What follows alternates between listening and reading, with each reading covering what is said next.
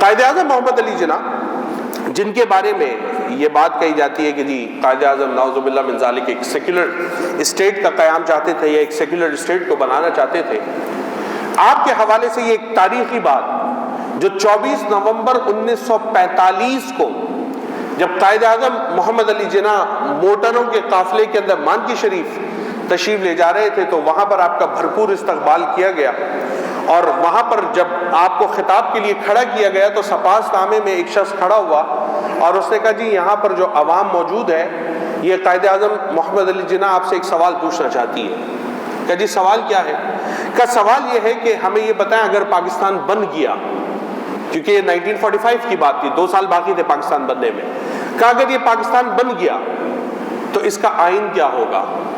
اس کا دستور کیا ہوگا، اس کا قانون کیا بنایا جائے گا؟ تو قائد اعظم نے جو 1945 کے 24 نومبر کو اپنے خطاب میں تقریر کی تو الفاظ یہ تھے، آپ نے فرمایا کہ آپ نے سپاس نامے میں مجھ سے پوچھا ہے کہ پاکستان میں کون سا قانون ہوگا، میں آپ کو بتا دینا چاہتا ہوں کہ مسلمانوں کا ایک خدا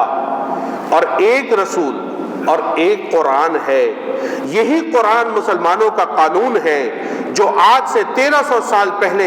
حضرت محمد صلی اللہ علیہ وسلم کی وساطت سے ہمیں ملا ہے، اور یہی قرآن ہمارا قانون ہے اور بس، یہی قرآن ہمارا قانون ہے اور بس، اس کے علاوہ آپ نے آگے بات نہیں فرمائی اس موضوع کے اوپر۔